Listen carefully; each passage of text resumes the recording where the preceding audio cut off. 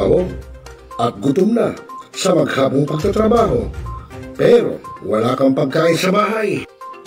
Narito na ang sagot mga katropa. Ang Superman of Lechon. Napapawi sa inyong gutom at siguradong mapapa-analyze ka dahil sa tender juicy na jam mo pa. At siguradong malinis at bagong katay buhat sa farm. Kaya super masalasa at pangmasa pa. Ano pa hinihintay niyo mga katropa? Takbo na sa Superman of Panteño Siniluan at bumili na. Baka maabusan ka, katropa.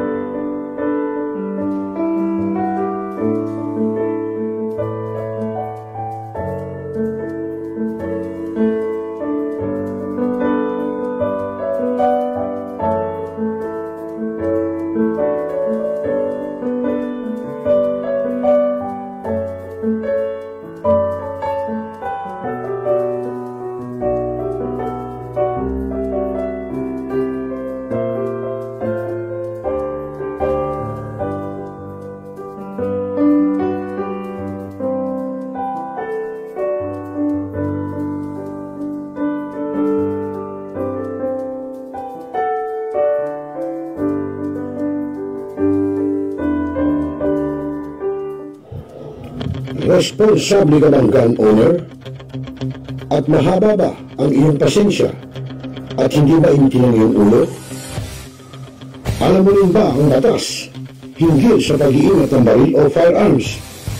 Kung hindi, A responsible gun owner. Are you a responsible gun owner? Are you a responsible gun owner? Are you a responsible gun owner? Are you a responsible gun owner? Are you a responsible gun owner? The PNP Civil Security Group would like to advise all firearms holders to renew their license to own and possess firearms and firearms registration within 6 months before its expiry date.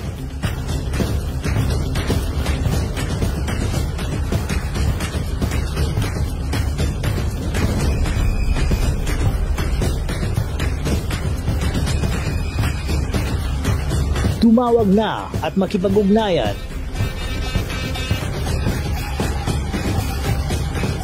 Be a responsible gun owner.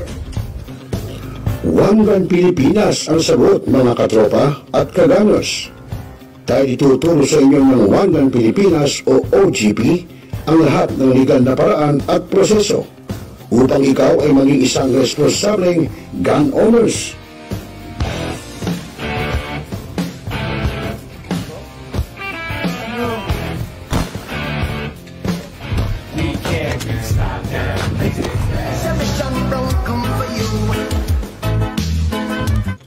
Ano pa hinihintay nyo, mga kagangers? Sali na sa One Gun Pilipinas ngayon na!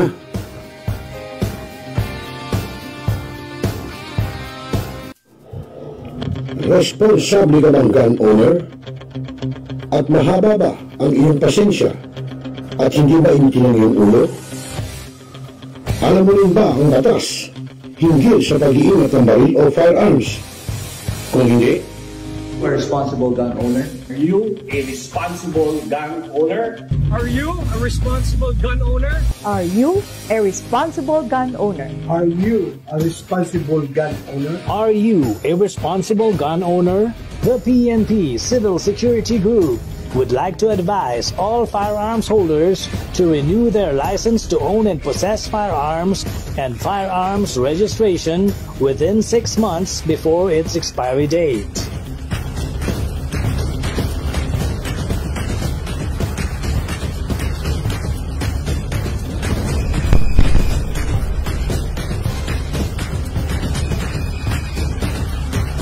Tumawag na at makipag-ugnayan.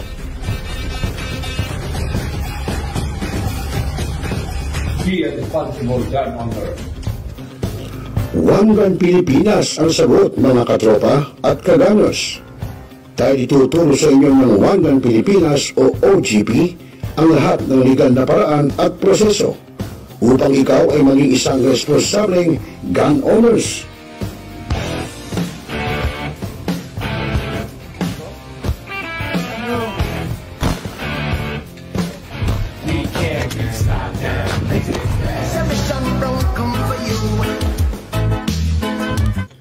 Ano pa hinihintay nyo, mga kagangers? Sali na sa One Gun Pilipinas ngayon na!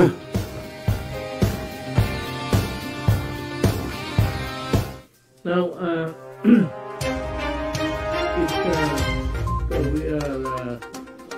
Talakayin. Biggest destruction of dangerous drugs worth 1. Rebisahin, opinyon, manawakin, aksyonan.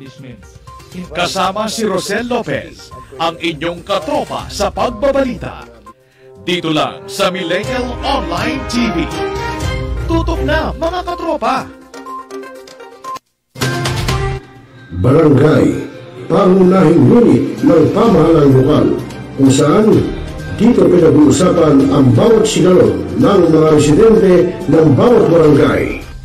Dito rin pinag-uusapan ng mga piling halal na opisyal na barangay ang mga proyekto para sa kanilang barangay. Kumustahin natin ang panunungkulan ni Kapitan dito sa Dama Barangay sa Millennial Online TV Worldwide, ang katropa ng bawat barangay. Ating tinatapos ang ating pagpupulong. Maraming salamat po sa inyong pagdalo at Tapos na po ang ating session. Enjoy na po tayo.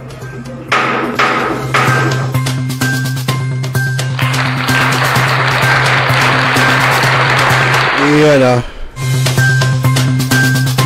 Good evening sa iyo, Los Biminda. Good evening, Philippines. Magandang gabi, bansang Pilipinas. At syempre magandang gabi, Luzon, Visayas at Mindanao. Abay, maaraw, masikat ang araw. Buti na lang walang ulambon, walang ulan, at walang mga patak-patak. Mas maganda yung ganyan. Actually, hindi naman masyadong mainit.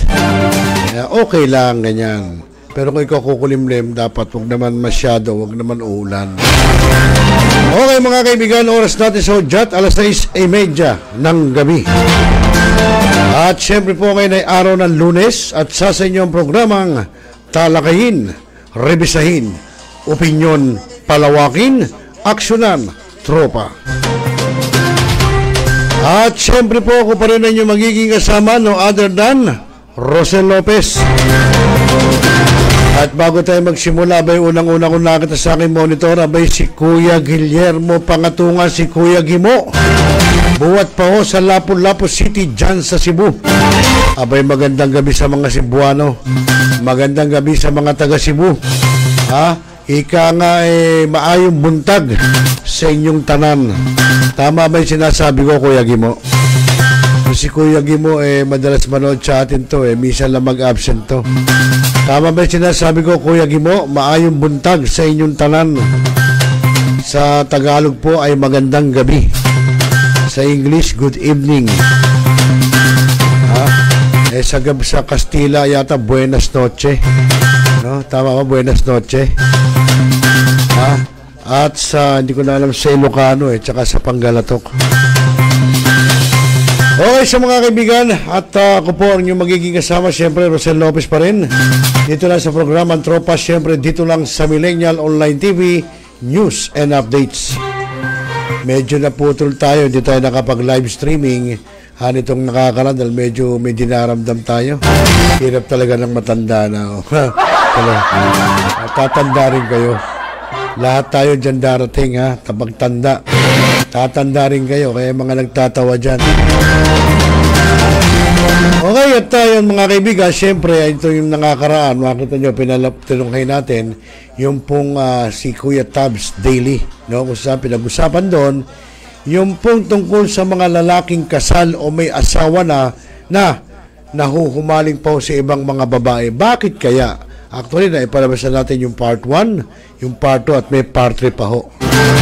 Pakinggan natin at pwede kayo magbigay na inyong mga opinyon na sa tingin nyo, bakit ang isang lalaking may asawa o kasal na ay nahuhumaling pa sa ibang mga babae? Pwede kayo magbigay na inyong mga opinyon at para makita natin, no? Lalo na yung mga millennials, pwede rin, no? Bakla, tomboy, may asawa o wala, pwede kayo magbigay na inyong mga opinyon. Para malaman natin bakit, di ba? Kasi ano dahilan? Bakit nahuhumaling pa yung mga asawa nyo? Yung mga ginang ng tahanan, yung mga kababaihan, baka man may pagkukulang kayo, kaya nagkakaganon. O talaga namang misa, may lalaking hindi kontento, na may asawa at lahat, kinakailan pa. May kasabihan nga, sabi nga ng mga lalaki, hindi naman araw-araw adobo. Kailan titikim ka rin ng mitsado, ba? Minsan titikim ka rin daw naman yata ng prito. Yun ang kasabihan lang. Sana biruan lang po yun. Ano bang mga dahilan talaga pa? Na bakit ang isang lalaking may asawa o may asawa ay nahuhumaling pa sa ibang mga babae? Bakit? Di ba? Kasi kung wala namang problema kay Mrs., mabait, masikaso, sa mga anak, sa asawa, sa gawain bahay, sa lahat. So wala nang dahilan. Di ba? So baka naman siguro, minsan nga, may pagkukulang si babae, ang ina ng tahanan, na hindi na ibibigay ni Mrs. sa kanyang asawa. Alamin natin yan. Mamaya-maya. At syempre bukod dyan, mga katropa, ay yung lagay ng ating panahon buhat sa ating DOST Bagasa sa pag-uulat ng isa natin sa weather specialist noon na si Obet Badrina. Ayan natin, El Niño pa ba? O ano pa dapat ngayon, taglamig pa dahil Enero pa lang, di ba? From December kasi, ika nga sinasabi nila dati na be-break yung yelo doon sa may between ng China Sea, February. Sabi nila, ha? E, alamin natin, huwag na natin patagalin sa ating katropang si Obed Badrina para malaman natin ano ba talaga. Ano ba tayo ngayon? Bakit mainit? Nararamdaman natin. So mga kaibigan, narito po.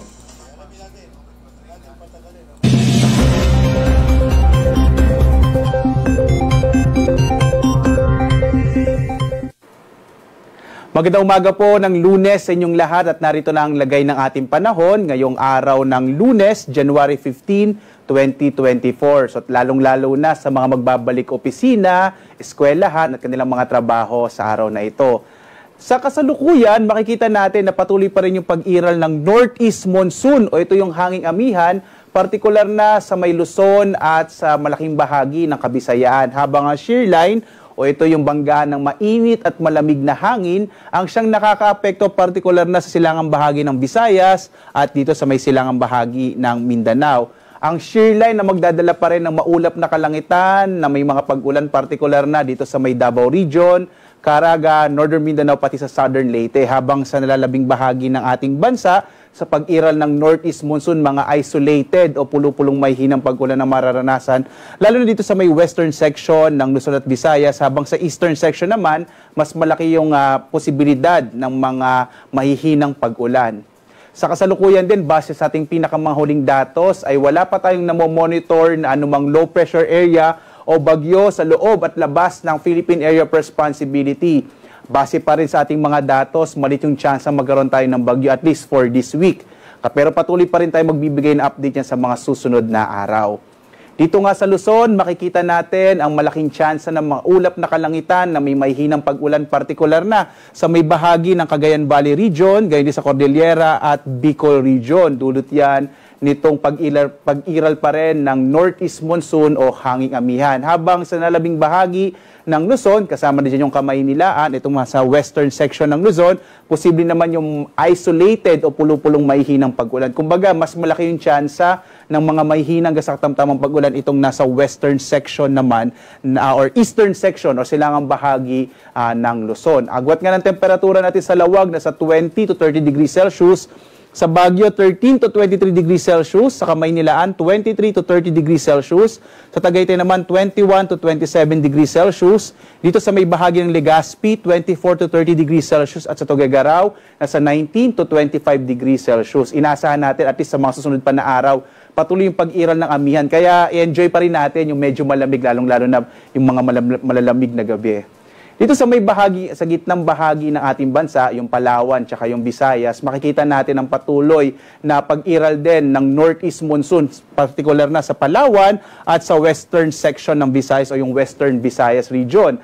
Asahan pa rin natin yung isolated o pulupulong mahihinang pag-ulan, habang sa nalabing bahagi ng Visayas ay posible naman yung mga isolated rain showers and thunderstorms. So makikita nyo yung malaking difference niya dito sa may western section ng Visayas at ng Palawan, mga light rains. May thunderstorms naman dito sa may bahagi ng eastern section ng Visayas kasama yung central Visayas. Yung agwat ng temperatura sa Calayan Islands, 26 to 31 degrees Celsius.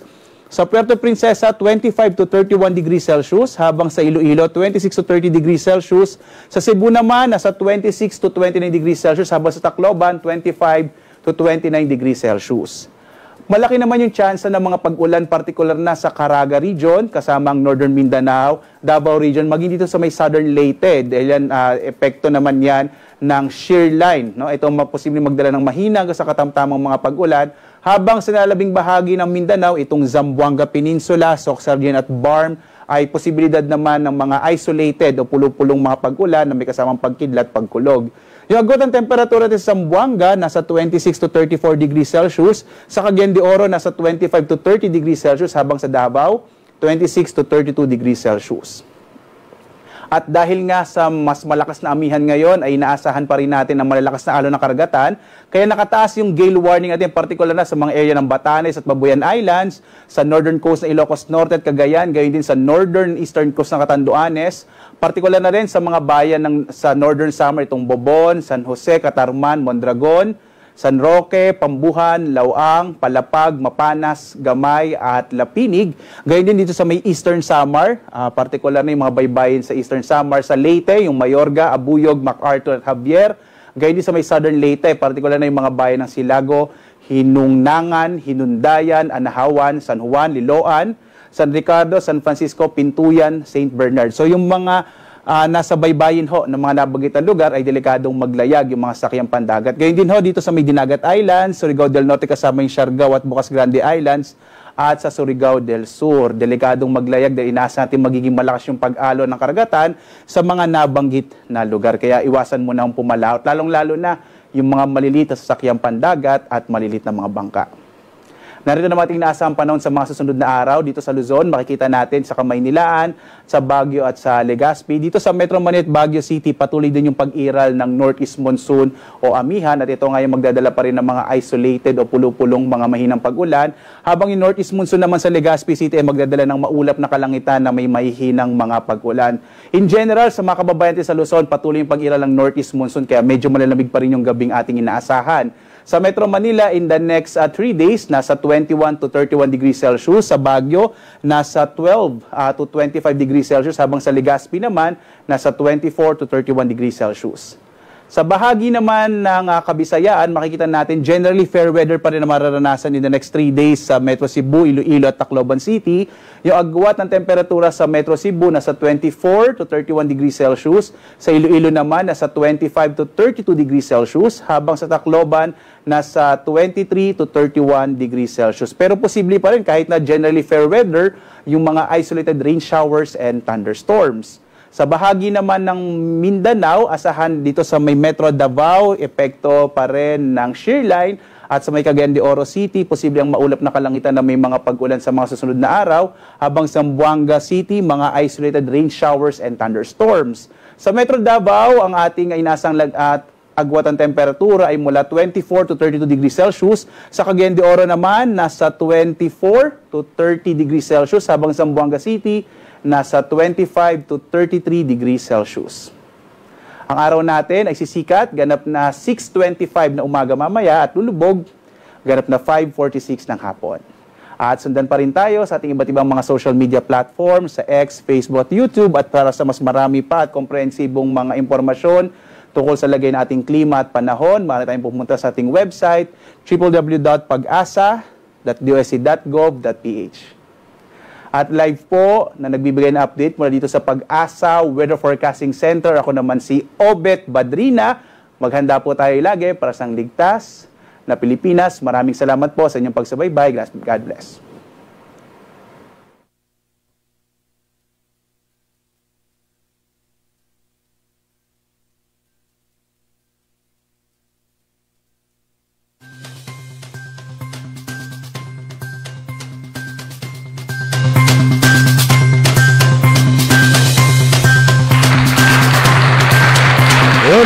Maraming salamat sa iyo, katropang Obet Badrina. At tagatid sa atin niya sa oras na alas 6:41 po ng gabi, Philippine Standard Time. At syempre tuloy-tuloy pa rin tayo sa ating programang Tropa. Syempre dito lang sa Millennial Online TV News and Updates. Okay, so mga kaibigan, huwag na nating patagalin at ituloy natin yung pinag-uusapan natin nung nakaraan. Yun nga pong bakit nahuhumaling pa yung mga lalaking kasal na o may asawa sa mga ibang babae. Bakit? Anong dahilan? Alamin natin, mamaya may pagkukulang ng ating ilang tahanan di ba? So hindi natin masabi. Ngayon kung meron kayong opinion, suggestion at mga kuro-kuro, pwede nyo pong i-chat sa ating live chat box at para malaman natin, mapagtimbang-timbang natin ano ba ang mga dahilan, Siyempre, ang lalaki may dahilan. Si babae may dahilan din, Pero meron namang mga mag-asawa, talaga namang mula umpisa hanggang sa huli, ay hindi ho nagka-problema ng gano'n. So mga kaibigan, panoorin po natin itong part 3 na to, part 3. Ito po, si Kuya Tabs, meron pong mga in-invite na mga personalidad, na mga may asawa na, At yun, nagbibigay sila ng kanilang mga katwiran tungkol dito. Narito po. Nagpapakasal sila kung saan hindi saklaw ng US law. So, yeah.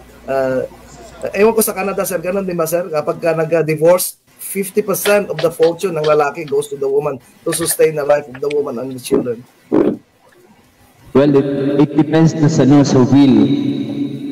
But not in United States. In United States, if you win the court battle, then you will have that. Tama ba ako, Madam? Sino taga-US dito? Si Madam Idelin? Yes, Madam, po, tama po yan. Yeah, Madam Idelin is in the United States. Pag nasa Pilipinas ako, sir, pero Amerikano kasi yung asawa ko. Right. So, ang ano po, pag halimbawa, umapila ng divorce si lalaki, ibibigay niya talaga yung half ng kanilang conjugal property doon sa kanyang hinihiwalayan na asawa. Right. Just in case na wala si babaeng kasalanan at wala siyang adultery case or what na ano na kaso. So, pero kung meron po, wala. Maganda sa US kasi pag ayaw mo na, hiwalay ka, sustainable pa rin yung buhay mo as a woman, right? Sa Philippines, you file separation kasi walang divorce and then the woman suffers. Yung sinasabi ni Sir Mike. Yung ba, Sir Mike, ang sabi? Susuluhin niya ang problema ng pagpapalaki. Pero depende kasi sa Pilipinas kasi, sir, or sa ibang lugar ng Asia, no? Dumidepende talaga sa sitwasyon or katayuan ng buhay. I think yun yung gustong puntuhan ng ating Sir Michael, no? Ang paghihiwalay ay dumidepende sa katayuan ng buhay, sa sitwasyon ng buhay. Like, middle, yung buhay, medyo mayaman, no? At maghihiwalay, no? Pag naghiwalay ay easy sa kanilang dalawa. Kasi si babae ay mabubuhay ng wala si lalaki. Si lalaki naman ay kontento na maiiwan yung mga anak niya sa babae. But sa probinsya po kasi, pag naghiwalay ay magugutom talaga yung mga anak. So kaya ang nangyayari, nagbabalikan din after a week or after a month. So sa case ko po kasi, alam kong kaya kong itaguyod yung buhay ko kasama yung mga anak ko. Kaya never ako naghabol sa aking ex, sa aking partner. So hiwalay kung hiwalay. Ganun yung aking noon. Madam Idlin, is it good to keep the family or is it not good to keep the family? Actually, is it not good to keep a family like gusto mong buo may tatay para lang keep yung buo yung family mo? Kasi kung nagsasuffer lang naman yung pamilya ng emotional damage, wag na lang. Kasi every time na nagbabanggaan kayong mag-asawa, every time na may mga nangyayaring problema na hindi kontrolado ang emosyon, lalo na naming mga ina, nagsasuffer po yung mga anak. Actually, naiisipan ng mga bata na siguro ano na lang tong tatay ko, ganito lang ang gawin ko kasi sinasaktan niya yung mother namin. Emotionally, never akong sinaktan ng partner ko, ng ex-partner ko ng physical, but emotionally, yung panganay ko and yung second kong anak, nakikita nila na I was crying like wala nang bukas, naubos na isang container ng luha yung nilalabas ko. Kasi masakit para sa isang babae ang hindi ka respetuhin and then parang tinaguyod mo, ginawa mo ang lahat ng sa tingin mo ay mabuti sa pamilya mo, then ang igaganti sa iyo nung kapartner mo na inaasahan mong magkasangga kayo ay kabaliktaran. Right. Sir Mike at saka Sir Jason, I have a question sa ating mga babayan. No?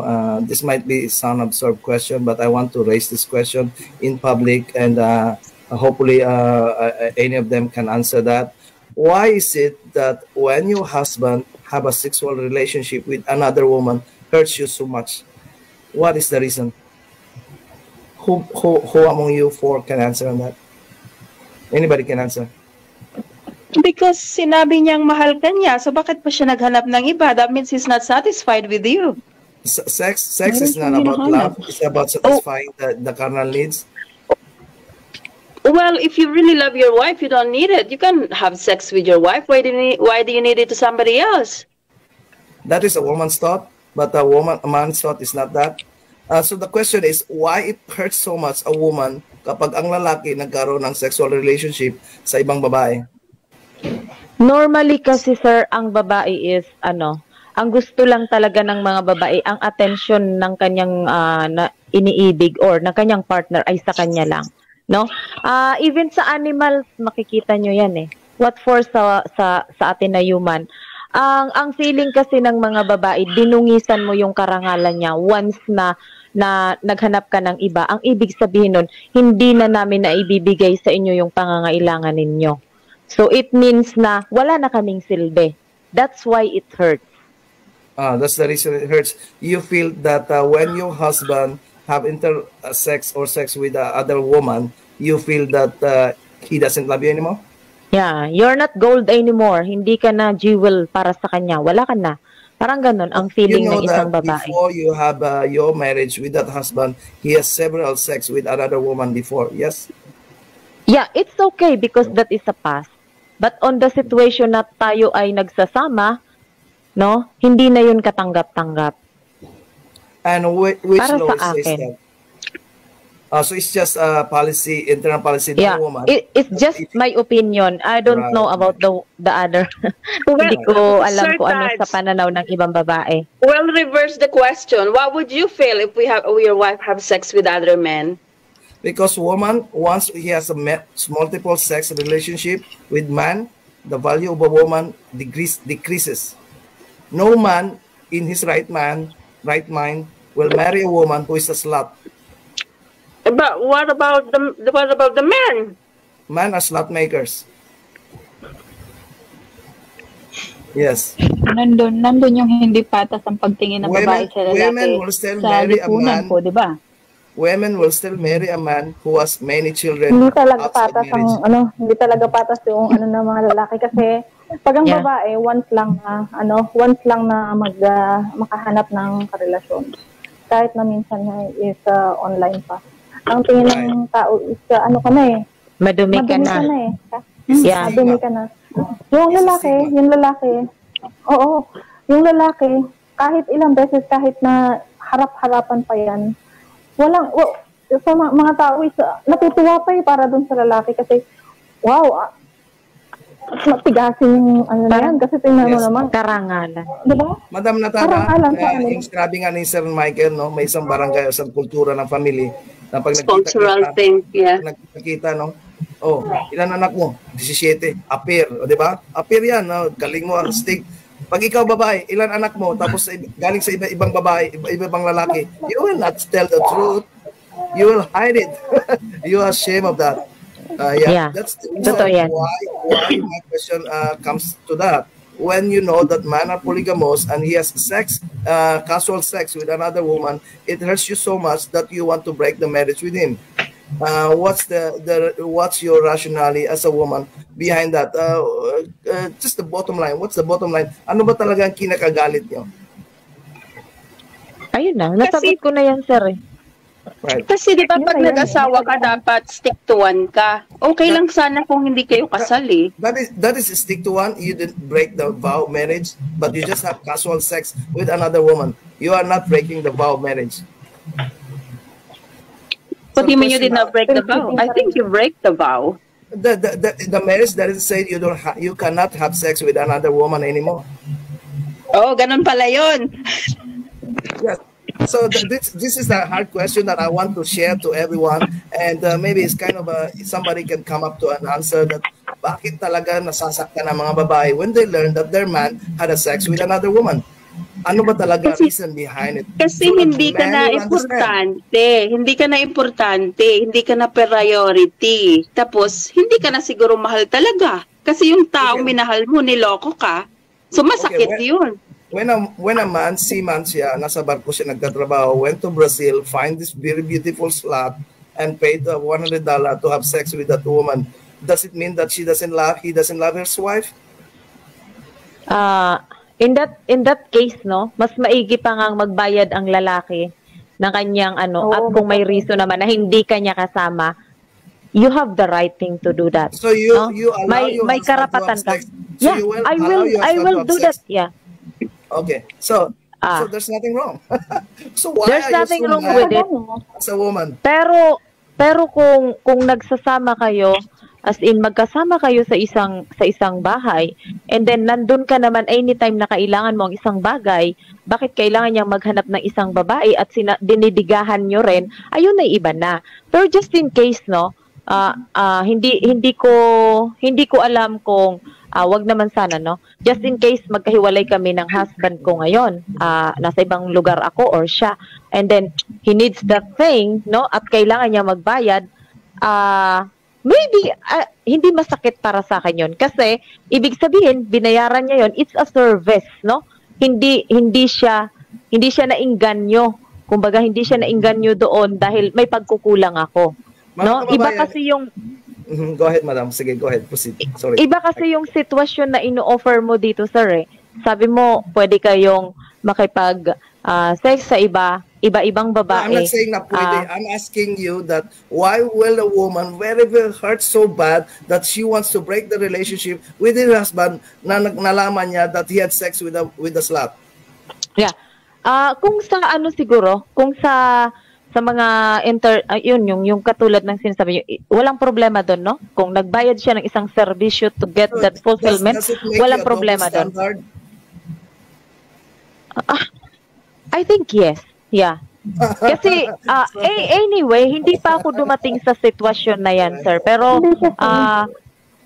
parang may justification yung sitwasyon, 'di ba? 'Di ba? Natada, may. Madam Edlin, there's no justification for evilness. Iba kasi pag nagbayad kasi ibig sabihin walang love.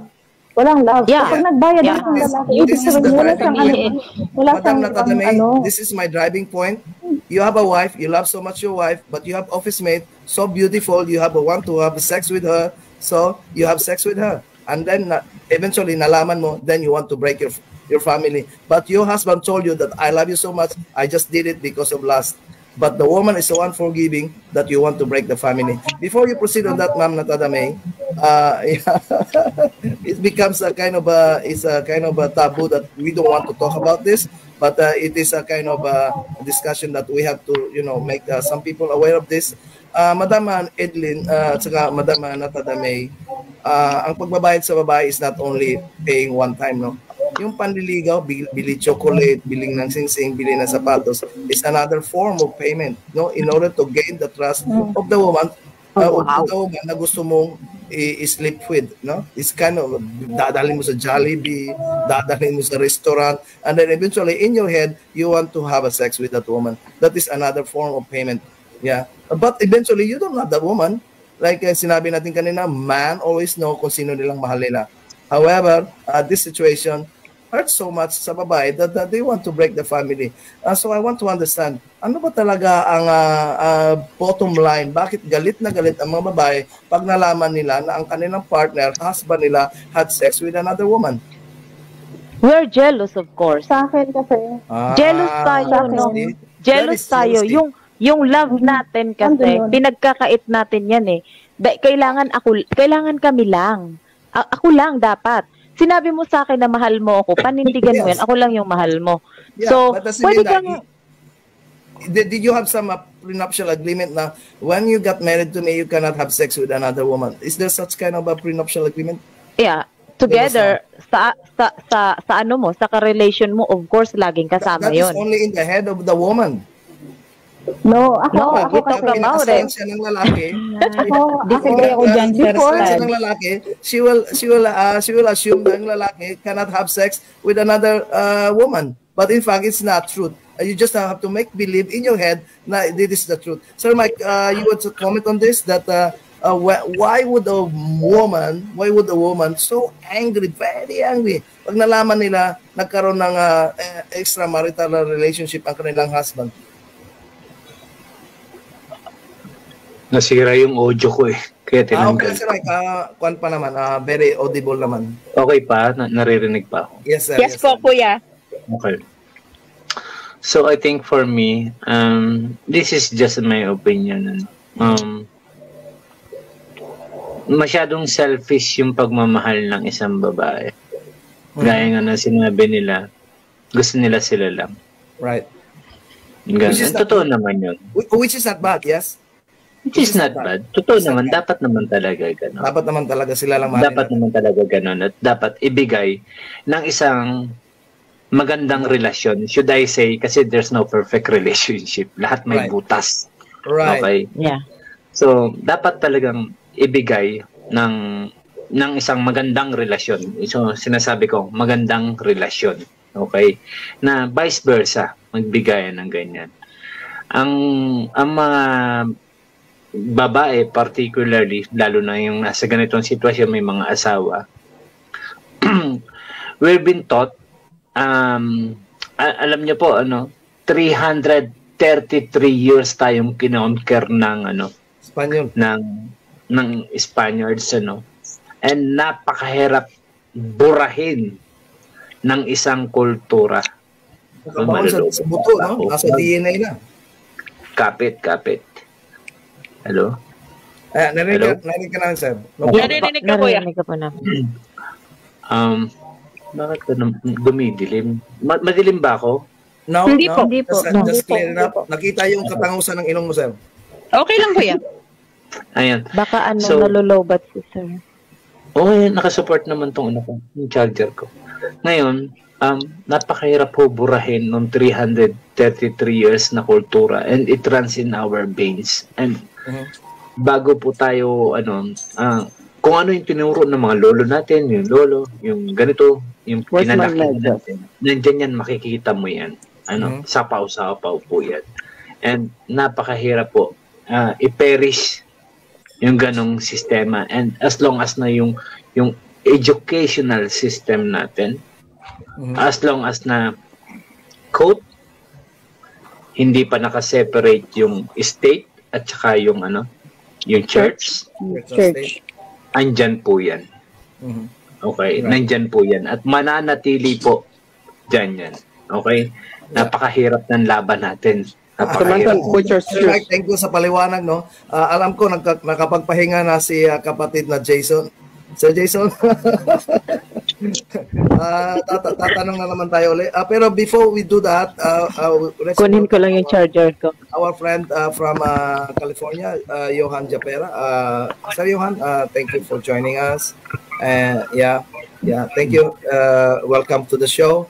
So let me ask this, Sir Jason Ramos. From your perspective, ano ba talaga ang reason behind why would a woman so angry? Very, very angry na kaya niyang sunugin buong mundo, no? Kapag nalaman niya na nangaliwa ang kanyang asawa, no? This is mas matakot ka pa, no? Mas matakot ka sa galit na asawa kaysa dun sa mga dangerous animal, no? Pag ang asawa nagalit na walang kilala yan na iba, kundi ang galit niya lang sa'yo, no? So, maghunos dili kayo. Yeah, the question now is, ano ba talaga mag-fuel sa galit, sa anger na yan kapag nalaman ng babae ng kanilang asawa have another relationship with another woman? What do you think is the kind of reason behind that? From male perspective. I think para sa akin na opinion na pagka nalaman talaga nila yung gano'n. Ayan, nabanggit na nila yung about jealous, about sinasabi nila yung naging nila na gano'n nga. Na gusto nila sila lang. So, I think pumapasok din dito yung bilang respeto, yung respect sa kanilang pagkatao. So talaga, and then yung bigo nila, and then parang tinatapakan natin sila. Kaya talagang ganun na lang po ang nandito ng mga babae. Talagang sobrang napakasakit para po sa kanila. Lalo na kung kasal kayo o marriage kayo. But the question, is it true? But the question, is it true? The question to the men, is it true that when you have sex with another woman, you disrespect your wife? Is it? This is a man's thinking. This is woman's thinking. Na kapag ang lalaki nagkaroon ng relationship sa babae, they were being disrespected by their husband. But the question sa mga lalaki, is it true to the men, to you men, to us men, that when we have sex with another woman, our wife, are we disrespecting our wife? Is it true? That's okay. Nawawala ba yung pag-ibig natin, respeto natin sa asawa when we have a relationship, when we have sex with another woman? Hindi naman. I think yung sa part ng mga babae. Pero para sa atin mga lalaki, parang ganun na rin. Kumbaga tayo is, meron na rin sigurong guilt o although nagawa natin yan, I don't know kung ano man ang reason yan. Right. Pero yun nga, yung sinasabi ng mga babae is talagang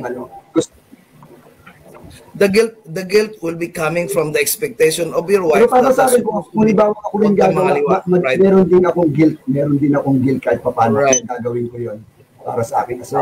Right. You are guilty to the wife, but you're not guilty to the woman na kinaliwa mo, right?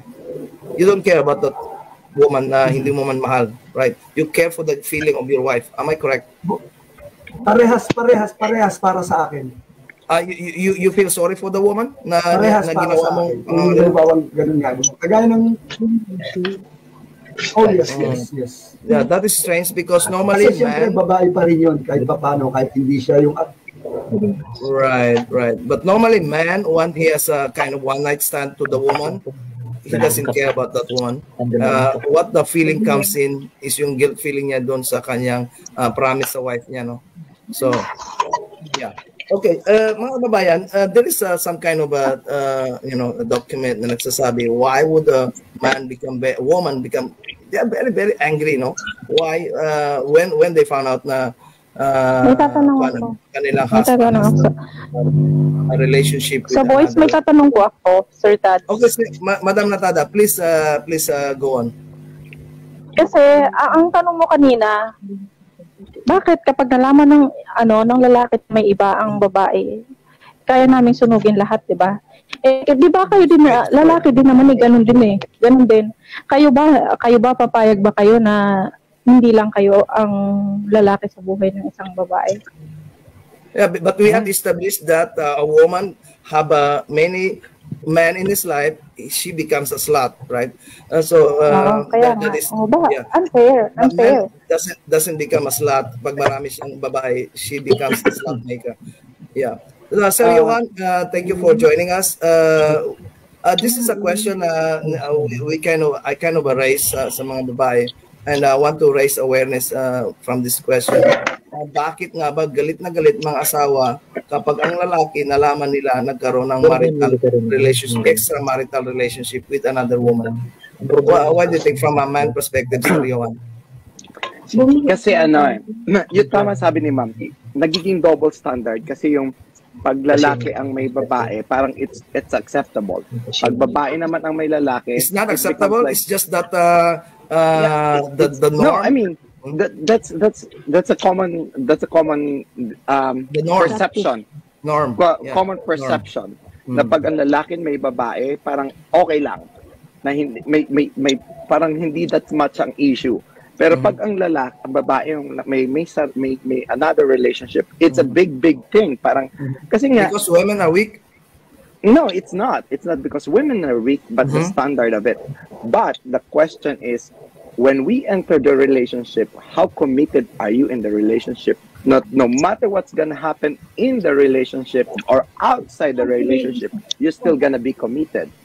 That is I think that's it. The reason I state the women are weak, most women have sex with a man that they have feelings. Men have sex with women even though walang feelings. That's how strong the weakness of the difference. We cannot generalize that because parehas lang tayo may physical needs. That's needs, but because of a woman, once a woman surrenders the bataan sa lalaki, that means he loves that man. Do you have let me ask you something. Kaya nga din sinasabi ko mayroong double standard. Right. May double standard. Woman only give their body to the man that they love.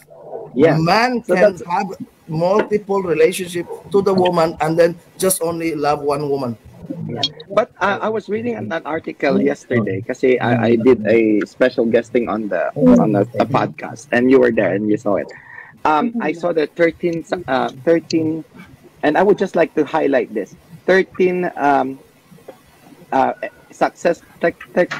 reasons why every successful relationship is successful. Whether you're a woman or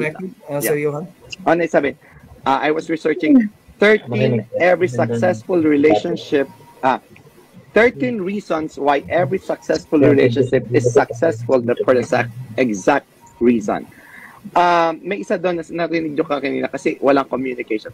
But ito ang sabi nila dito, and which is I think very applicable. Let me just pull it up. The secret of relationship is not communication.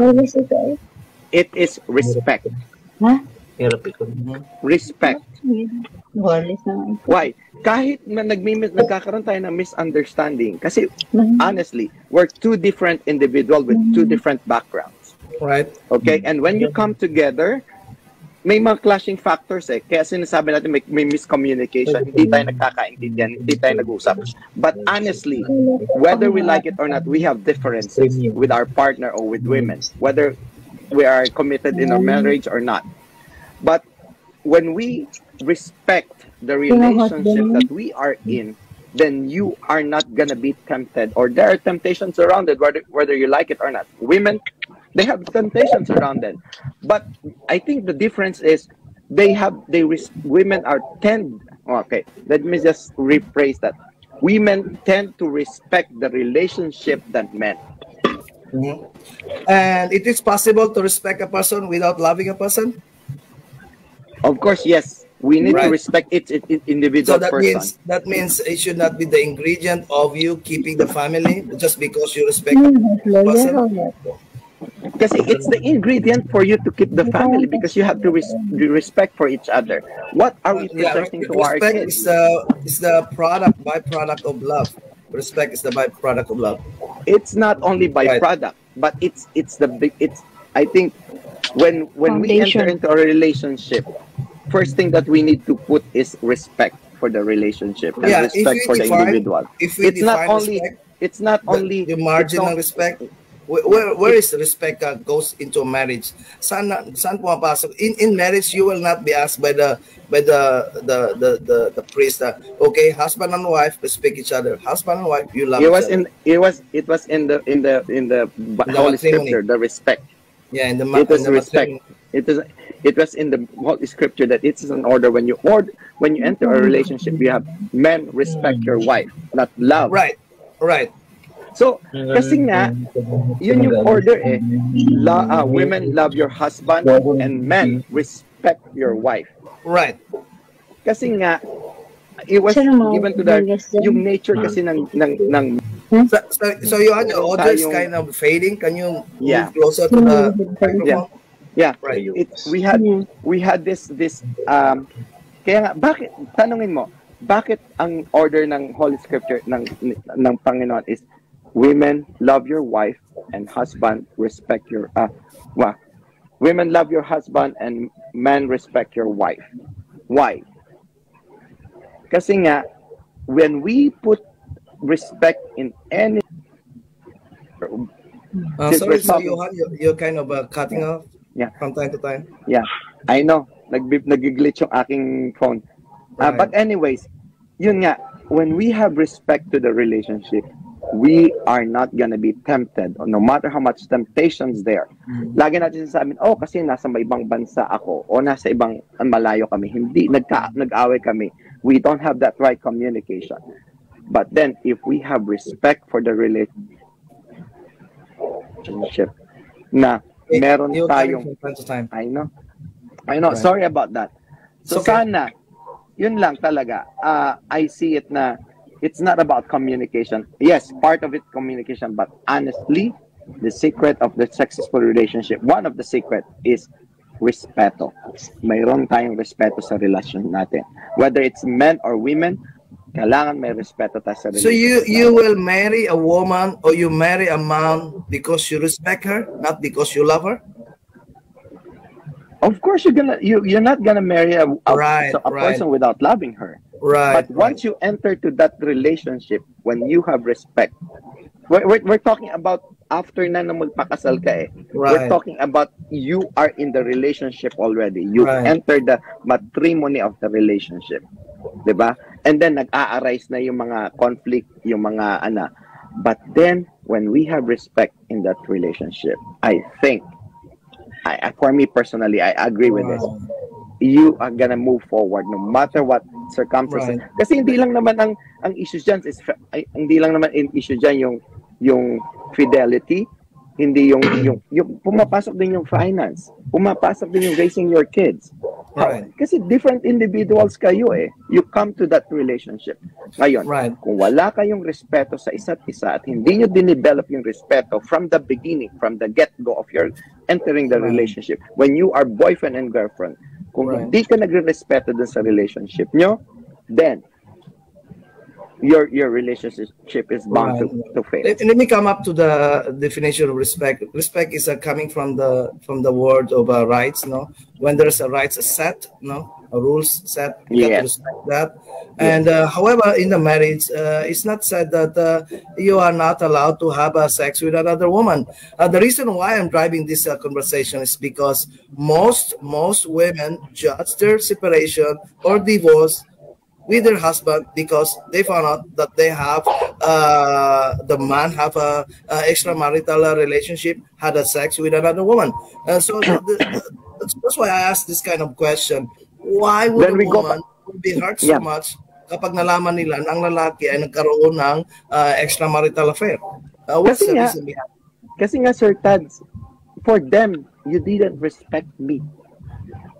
So it's because of respect. Sa mga babae, di ba, sa mga guests natin, when mga madam, when that thing happened, what first thing that he's cutting off? Yeah, you disrespected me. Di ba, mga madam? That's how you feel first. Right. You disrespect me as an individual, as your partner. So women, you just need respect, and then you can keep the relationship. Let me ask Glyza. Do you demand only respect? Kasi ingredient yung respect sa love. Right. Magkasama yun lagi, sir. Kasi ang ano natin, ang may culture differences kasi talaga ang both side. So, magkasama yun lagi. Hindi pwedeng respect lang, hindi pwedeng love lang. Ngayon, kung papanindigan mo yung being polygamous, hindi rin siya pwede. Kasi, given the situation po, na pwede kang, let's say, kailangan ng katawan mo, magkasama kayo ni wife, kailangan ng katawan mo, bakit ka magbabayad? Nandyan yung wife mo. Ngayon, isang situation, seaman si lalaki, bumaba ng Brazil. Pwede mo yung i-reconsider. Justify. That makes you double standard. Pwede mo, may justification ng mga bagay-bagay. Kasi kung so that is not acceptable, that is still evil. So let me ask this, who among us is the pinakamatagal ng married? Let me start by myself. I am 20 years married. Sir Johan, how old is your marriage? 23. 23, you are older. Sir Mike, how old is your marriage? Sorry, Sir Mike is kind of busy. Ma'am Wood Eden, how old is your marriage? From my legal husband now, I'm 4 years married to him. You were not married on the previous side. Yeah. So you're 4 years married. Sir Mike, how old is your marriage? Today is our 16 years of marriage. So anniversary. Oh. Happy anniversary. Happy anniversary, Sir Mike. Yeah. Happy anniversary. Let me add sa sinasabi ni Sir Johan. Okay. Sige sir, go ahead. Tama naman yung sinasabi ni Sir. Para po kasi sa akin, ito, in addition lang po ito sa sinabi ng The Good Gentleman from USA. Kung wala na pong respeto, wala na pong pagmamahal. True. Yan po yung isa, sabi nga ni Ma'am Glyza, isang ingredients sa isang successful o sa isang lumalabang relationship. Ganun ko po dinedefine yung bawat sitwasyon kasi everyday is a challenge for us bilang couple sa relasyon natin. Yung journey po natin bilang mag-aasawa sa ngayon, everyday po challenge yan. Everyday challenge. Yes. Respect for me is like... Let me ask Sir Johan, he's 20 years married now. What was as a man, what was your ingredient? You mentioned already respect. And was it the only ingredient of your successful marriage?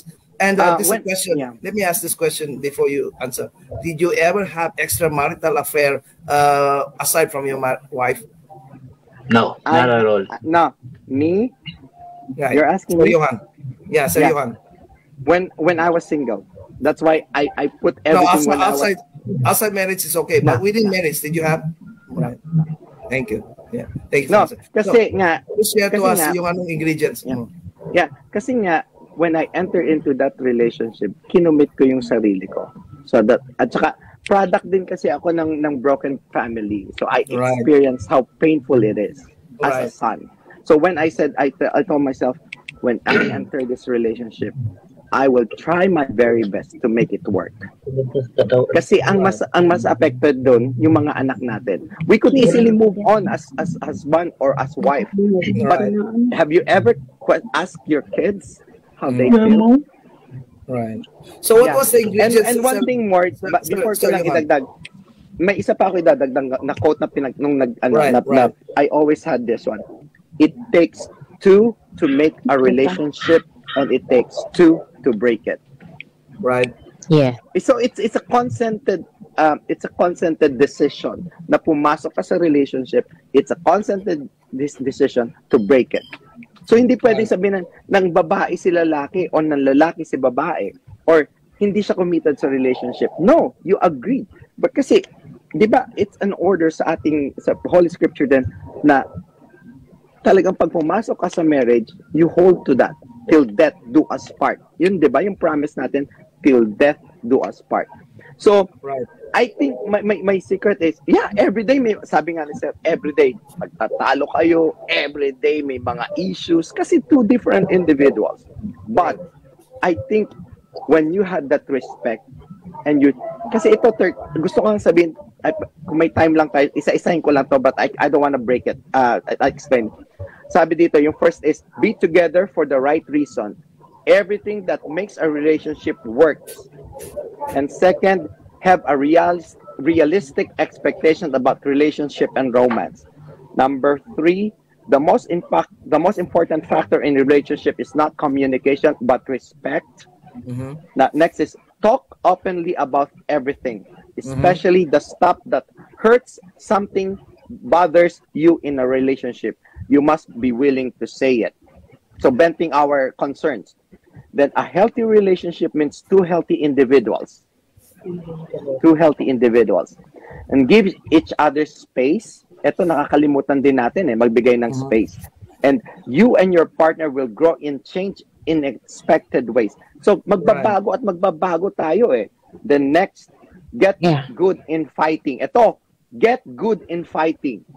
Meaning to say, wag mong ibabagsak, kasi yung words natin is more powerful than any sword.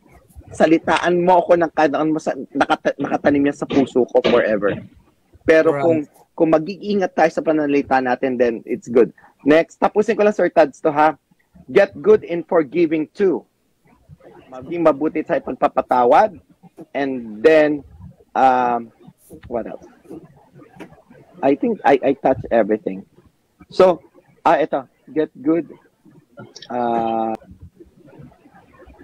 Right. They talk about sex too, the importance of sex in this relationship. So, meaning to say, when we enter, simple lang, ang sekreto ko, I think, hindi naman sekreto, but it's out there.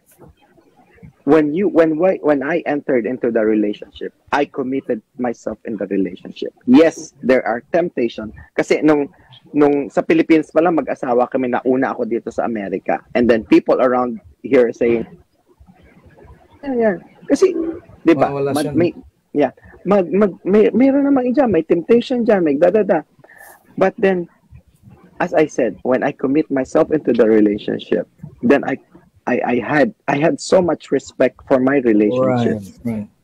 Kaya, commitment. So about this respect, why is it so important that you are kind of unforgiving na as a woman doon sa man na nagkamali sa inyo, even though he promised you he will be better the next time? My question is that everybody makes mistakes. So mayroon tayong message dito din sa galing sa ating audience. No one is perfect. We all make mistake, man and woman. So the thing is that when a man makes a mistake, that kind of mistake, they respected you. Why were you so willing to break the family? Because they respected you. anybody from the woman's side, why you want to break the family because your husband disrespected you? Is it more Sa akin, important than your children? Is it more important than the stability of your future? ikaw muna, Benatada. Yeah, who can answer sa ating mga babae? Why are you willing to give up the marriage just because they respected you? Bakit pa? Bakit ka pa mag-i-stay? Wala nang respeto. Wala nang respeto. Pag wala nang respeto, wala nang pagmamahal yun. Kasi, di ba? Kaya ka minsan nag-i-stay kasi lalo na pag nire-respeto mo masyado yung partner mo, mag-i-stay ka kahit na minsan. And so diba? that respect, Minsan mawawala yung you can accept that equivalent to the broken family. minsan mas ano pa minsan mas matimbang pa yung respeto kaysa halimbawa mawala man yung pagmamahal ng isang babae sa isang lalaki basta nandiyan pa yung respeto niya, kaya niya pang i-consider yun eh. Pero kanina, as a woman, kayong tatlo, you agree that kapag ang lalaki naghahanap yun tapos wala kayo sa tabi niya, it's okay. Why you don't call it pag halimbawa, kapag once lang na-meet at hindi nga na kinikita or wala nang communication sa lahat, pwede pang i-reconsider na, yun, ano lang yun eh, yung ano lang yun, pwede pa yun. Kasi halimbawa, OFW.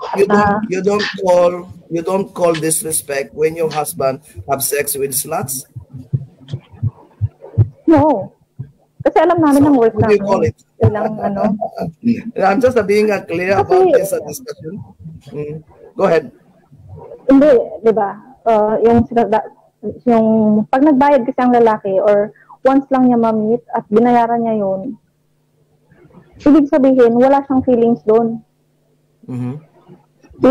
Ibang usapan na kapag halimbawa ang lalaki may feelings ang lalaki sa ibang babae at lagi niyang kinikita yun, ibang usapan yun. Sa aming mga babae, ibang usapan yun. Right. Pero pag once lang, okay lang yun. Pwede mo pang instillihin. Gaya nga sa akin. Sa akin, 3 times. Sa akin, 3 times siya nagloko. And sa third time is yung girl yung matapang. Siya nagloko for different woman? Iba-ibang babae? Yes. Yung first and second, humingi sila sa akin ng sorry. So, okay. And umiwas sila. Yung third, yung nag-message sa akin. So why don't you consider this, apply this logic ng sinabi mo kanina, kapag once, twice lang, hindi naman talaga ikaw disrespect, you can still forgive. But this case now, na niloko ka 3 beses, you already concluded this is disrespect, there's no point to be together. What's the difference? Ibig sabihin nun, wala na talaga. Ibig sabihin nun, wala na. Wala nang, is it because hindi na mag-work. Dahil 3 times. Right. Dahil 3 times na, kasi tulad natin, di ba, sa atin sa Pilipinas, is kailangan buo ang pamilya. Kailangan ang babae, kailangan mas, yung pangunawa mo dapat mas malawak. Alam natin yan sa Pilipinas, ganyan. Lalo na pag, lalo na yung kapag ang pamilya mo is, yung makalumang pamilya pa. So, tulad ko, pamilya ko isa. Ilang beses dapat mangaliwa ang lalaki para masabi mo disrespect na? Once lang dapat. Kaso, what you mentioned kanina, ang lalaki malayo, he pays for a slot and then it's not disrespect. Kasi nga once lang yun eh. At saka, di ba ang lalaki, di ba alam natin, alam natin na ang lalaki is hindi nila kayang magtiis. Kaming mga babae, kaya namin magtiis ng walang lalaki.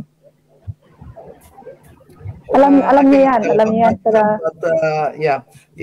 Let's just go to the topic about hanggang kailan at some level, no? Kasi we're talking about building a family, fixing the home by fixing the man. A man makes mistake, okay. That's there's no justification of one person makes a mistake, even isang beses na ginawa yun or twice. But the question I want to make me understand and other people also understand, why was a woman very, very sensitive kapag nalaman nila nagkaroon sila ng a relationship with another people, with another woman? dahil pakiramdam namin. Is it because of respect? Sabi Wala niya, di nang, ba? wala nang you pagmamahal accept, sa but amin. you can accept. But you can accept na ang husband mo na nasa malayo, Kaya natin, nasa army. Kaya natin ano yan, kaya natin minsan. Kapag malayo ang mag-asawa, pwede mo minsan isipin yung irreconcilable kumbaga. Pero pag ibang usapan, kapag nasa iisang bubong kayo. But that is still evil. Oo. Alam natin So yun, pero kasi ang babae kasi maunawain eh. Maunawain kasi ang babae eh. Yeah, so you got the patience. Diba, alam natin yun. Oo. Okay. Maunawain kayong babae. Unlimited ang aming, pangunawa. Kapatid na Jason, napunta tayo sa relationship na long distance relationship, no? Of course, respect is a kind of a very vague word. We can speak it 100 times per second, and yet we are not yet understanding the meaning of it by heart, right? Because respect is how do you show respect for long distance relationship? Sir Jason, would you like to share to us how can a man show respect to a woman na miles away sa kanya?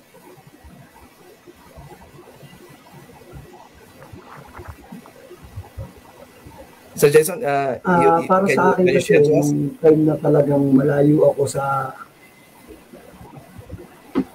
nag-mic na ako, okay na ba? Yes. Hindi naman ako nakamute. Ayan, okay na? No. I can hear you. Okay? Yeah.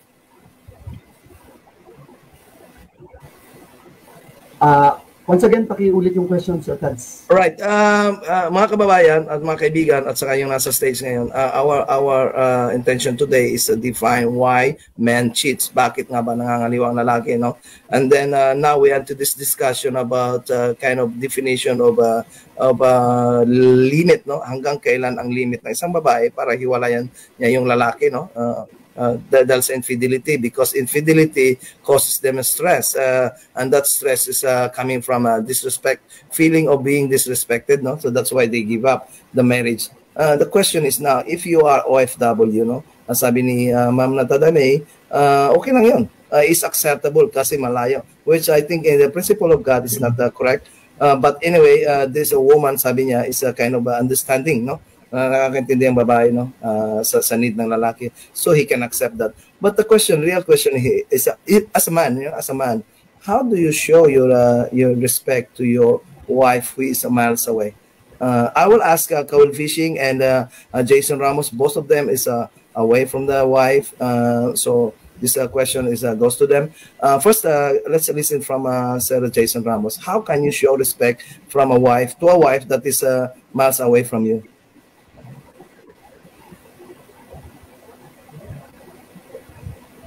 Yes, actually, binibigay ko naman talaga yung respeto ko sa asawa ko that time. Dahil nung simula na nagkalayo kami talaga dito.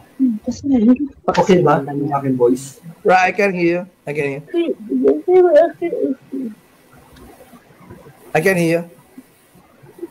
So, Ma Joseph, madam, yung signal mo is not kind of good. Still just coming up. So before magsalita si Sir Jason, siguro has some audio issue. Maganda itong kwan sinishare ni kapatid na Kawil, no, about him being a man in his family na malayo sa kanyang family, no. Sir Kawil Fishing, you as a man, how do you show your respect to your wife who is miles away? You being in Qatar and your wife being in Philippines. Good evening. Thank you very much, Bastans. First and foremost, when we say, sabihin natin yung respect, a man is being far away from his wife or his family. We must appreciate things, no? Lahat ng nagawa niya, i-appreciate natin yun to show that we respect her. Kung may pagkakamali man, we will talk that one. What are the possible solutions? Kasi ang mga lalaki normally is solution-based. Gusto, solusyonan agad yung problema. Ang babae, they have so many things. Emotional. Maraming mga panyan, dadaan pa yan sa maraming bagay bago makakaroon ng conclusion. Right. So that way, respect is very important. to show the affections. Pag mawawala yung respeto, there is no such thing as magiging perfect yung family. So, the question is how? How will a man miles away from his wife will show that respect?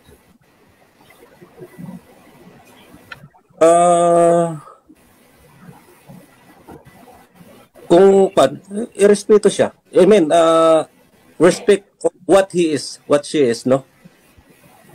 Kasi tinanggap natin yan. I have some kind of reference that long distance relationships. This is how they do it. Facebook ngayon masyadong rampant na yun. What they do is they exchange password ng Facebook so they can see each other's Facebook. Although there's some loophole in there kasi pwede mong itago, no? Maglagay ka ng ibang picture, maglagay ka ng ibang pangalan. But this is how they handle that kind of, show their honesty between each other. Nagpapalitan sila ng password ng Facebook. So the one side, the other side, both of them sees kung sinong kanila talagang ka-interact, no? And then being smart as a woman, kasi matatalino itong mga woman, NBI na, archaeologist pa, di ba? Scout ranger pa, no? Grabe yan. Isang statement mo lang dyan, lead na yun eh. Talo may investigador, dapat mga investigador sa Pilipinas babae eh. Kasi, isang statement lang dyan, malalaman ng root cause niyan eh. Di ba? So my meaning is that they share this kind of password sa kanang Facebook to show to the partner, to the wife, to the husband kung sino ang kanilang kinakausap. And then malalaman mo sa mga timestamp eh, no? Sino kasama niya, saan siya napunta, no? Sometimes yun yung ginagamit, although sinasabi ko to mga kababayan na secret sana to, no? Alam namin yun, akala nyo hindi namin alam yun, alam namin yun mga lalaki. But because of that respect, we don't do such thing na outside from your expectations, no? We will operate within our expectations. This is how we share, we show our respect to the woman that we love.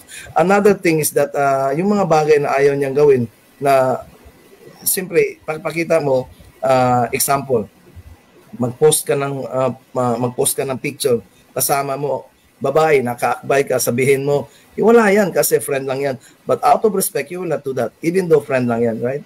Hindi ka tatabi sa babae pag na-picture kayo, kamalayo kayo, because you will not give some reason to your wife to doubt, right? Example naman, yung tinatawag nilang yung mga pera, no? Financial, no? If you really respect your wife, you are an OFW, kung magkano yung kinikita, no? You have to be very transparent on that. And then you have to have that kind of information. This money goes to this money goes to this. This is how OFW shows respect. This is my meaning of my question. Respect is a very good word to listen, but if you don't really understand how to do it, it's just a word and it means nothing, no? So as a man, guys, we should operate within the real meaning of respect. So yun po ang aking 10 cents about respect. Salamat Sir Kawil sa iyong sa nabanggit tungkol sa iyong alam mo mga kababayan, kaya ko tinanong si Sir Kawil because he's a man who has a kind of schedule. Time is also respected. Do you agree? Do you agree that you respect other people by respecting his time? For example, sa amin sa trabaho, no, when we call a meeting 9:30, everybody should be there 9:30. If you come 10 o'clock, you don't respect the guy. Na pagka tumatawag ang CEO or president ng company, everybody should come here 5 o'clock. Yeah, and if you come 5:30, the impression is that you don't respect the CEO. No, so this is about ang kay Sir Kawil, he has a schedule, daily schedule with his wife and family to make a video call, and hindi niya yung pinapalampas, no? It's a respect of time. Kasi biruin mo mga anak mo, mga asawa mo, titigil niya yung gawain niya eh. Kasi pupunta siya sa camera, di ba? Mga anak tatawagin, pupunta sa camera, and then you don't show up. Yeah, that is disrespect, right? So ito Sir Paul, pasensya ka na sinabi ko yun, yung yun ang sikreto ng mga gwapo, no? Mayroon siyang schedule sa kanyang asawa. That is a fixed schedule, and he doesn't miss up. Parang dalaw, kung sa kulungan dalaw, no? Yeah.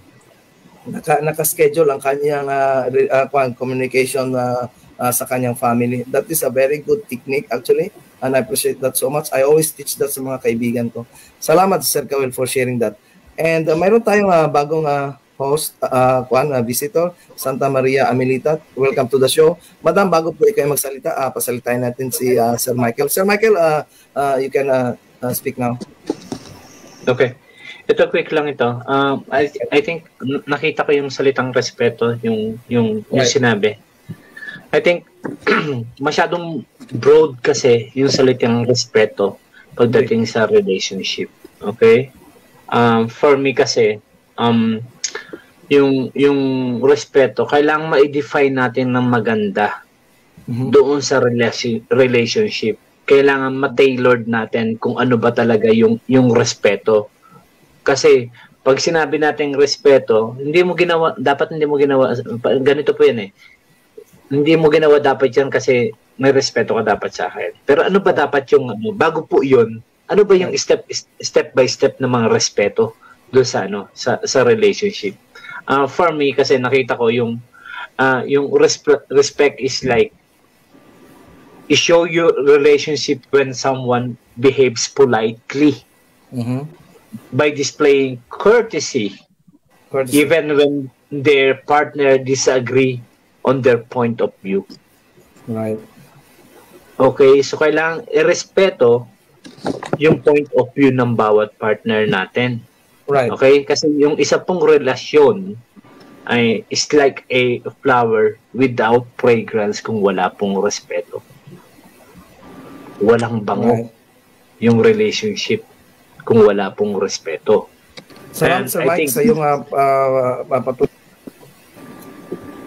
Yeah, I think the strongest expression of love is in respecting your partner. Respecting your partner. The more you show your respect for them, the more you earn their love and devotion for yourself. Right.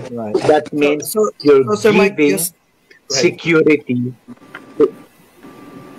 You're giving security to the relationship kung may respeto ka. Kasi kung hindi secured yung assurance ng relationship, that means magiging kumbaga prone or exposed sa mga ganitong bagay. I think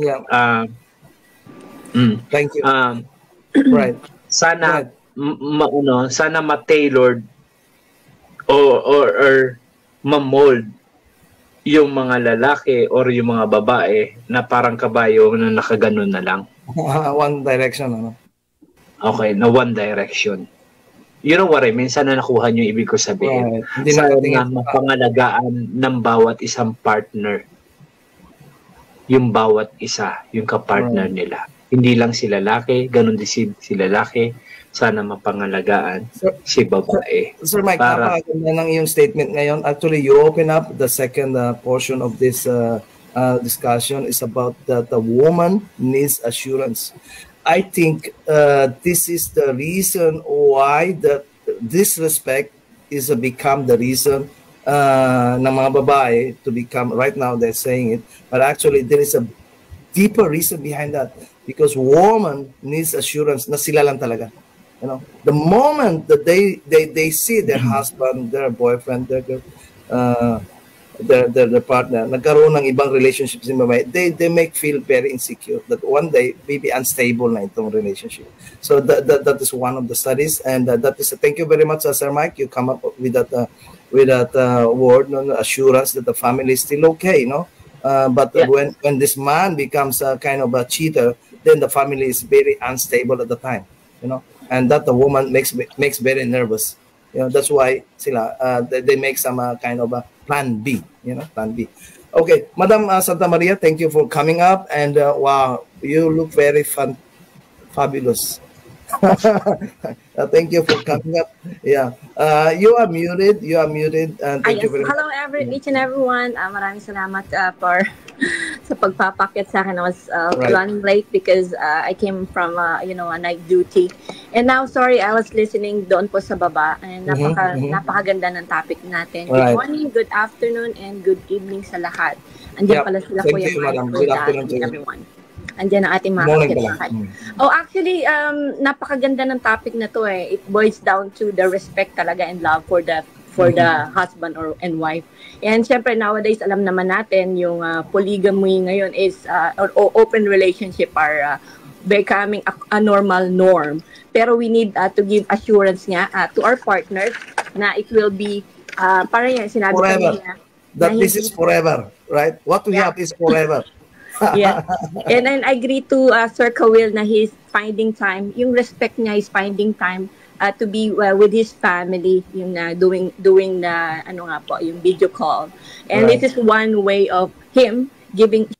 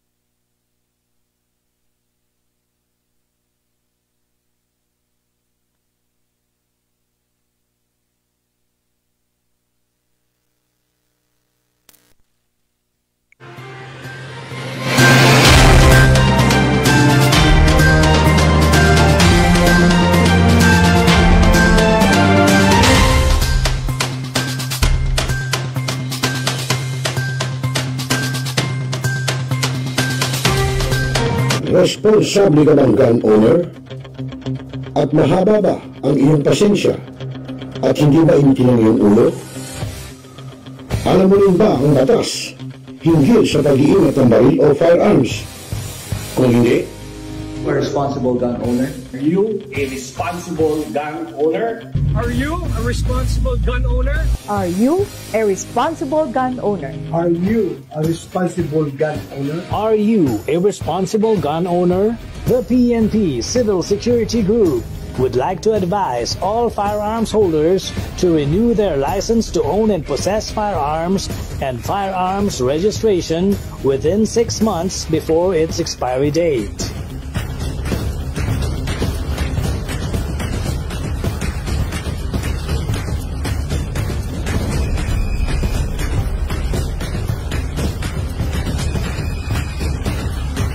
Tumawag na at makipag-ugnayan.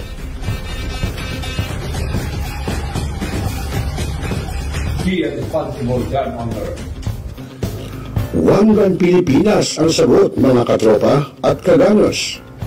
dahil ituturo sa inyo ng One Gun Pilipinas o OGP ang lahat ng legal na paraan at proseso upang ikaw ay maging isang responsableng gun owners.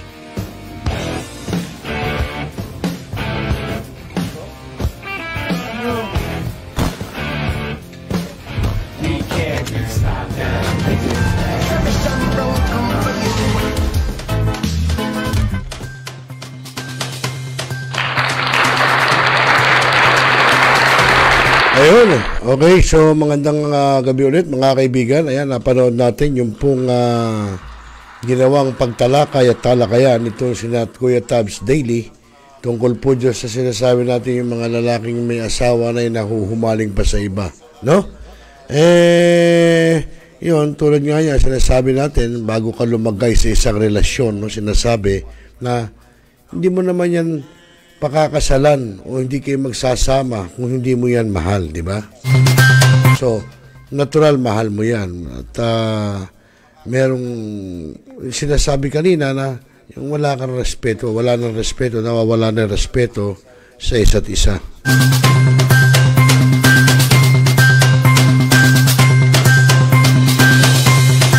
Okay, so mga kaibigan, sa oras na alas 8 o menos 10 para mag-ikawalo ng gabi.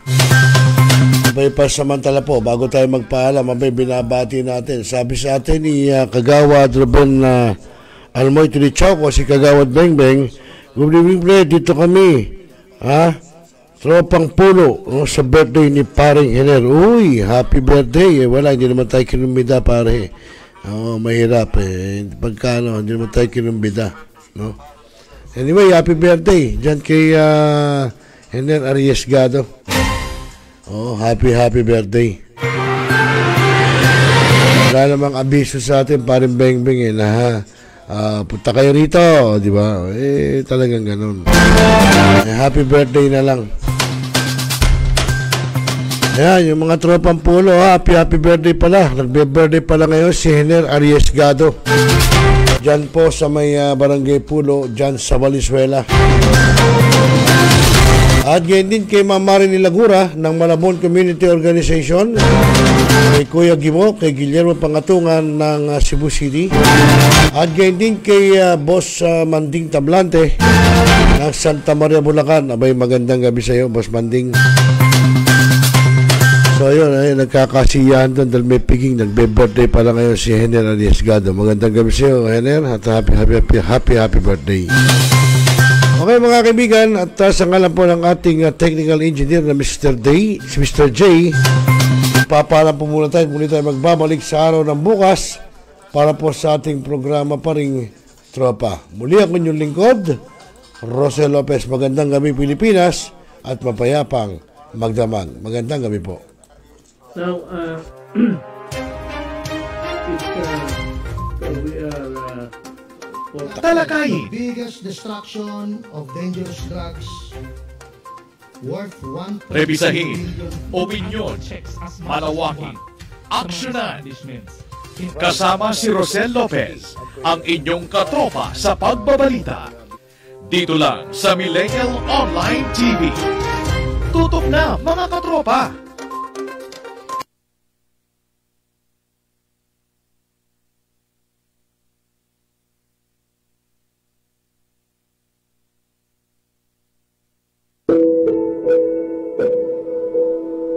Ikaw ba'y nag-iisa? Nalulungkot? Dahil iniwan at ipinagpalit? Niloko? Naging minamahal? Kung ngayon, i-type sa iyong mga cellphone, Facebook o YouTube man ang Millennial Online TV. Dahil nasa Millennial Online TV na ang online realista ng bagong milenyo, si Randel Villanos. Sana'y di magmahil kung dati kung araw nang di pang bata sa piling ni nanay. Nais kong mauli ang awit ni You are the one who makes me happy when everything else turns to gray. Walk on through the rain. Walk on through the rain. Though your dreams be tossed and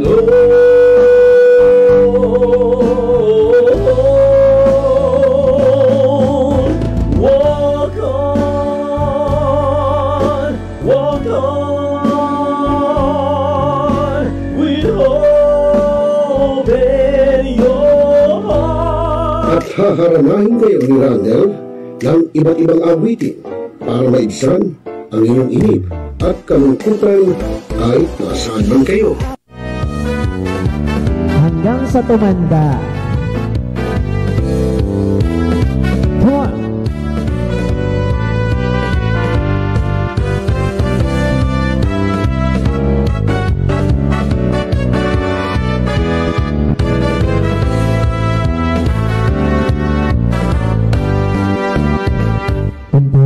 Matanda na, sana'y di tayo magbago. At pwede rin kayong makiduwit kay Randel tuwing Huwebes ng hapon. Ano pa hinihintay nyo mga kamilenyo? Tawag na! Araw-araw ikaw ang gusto kong Ikaw ba'y nag-iisa? Nalulungkot? Dahil hanap mo ba ay Unwind Ventures? Tara nang mamangha sa mga tanawin.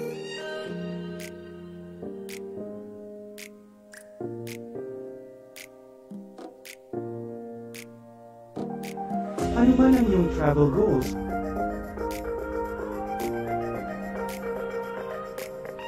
Dadalhin namin kayo.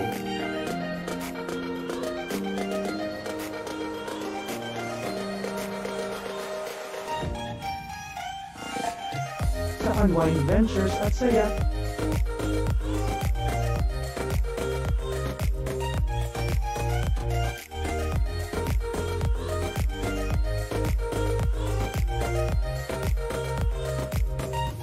Dito lang sa Wow Biyahe.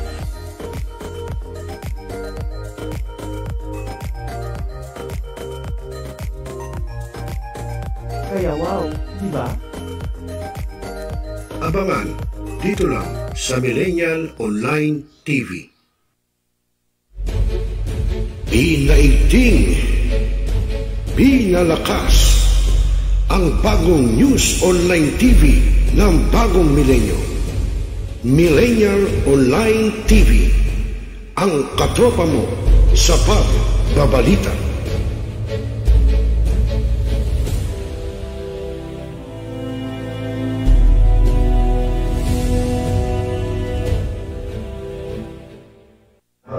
Hi, this is Okang Hilary Gadon. Nananawagan ako sa ating mga katropa, no? At mga kaibigan, mga kababayan na palaging tumutok sa Millennial Online TV. At yan ay pinangunahan at yan ay pinangangasiwaan ng aking kaibigan na si Rosel. At ang mga nanunood dyan ay hindi bobo! Mga kababayan, ang pambansang awit ng Pilipinas. Kayang magiliw, helas ng sinakalan, alam ng puso, sa titik mo'y buhay. Lupang hinirang, tuyang ka ng magiting, sa mandulupin, di ka pasisigil, sa nagatak tutok sa simoy at sa langit ng pagaw, ay hinatang tula, kawin sa pagkayang minamahal, ang isang lang matawad mo'y tagumpay ka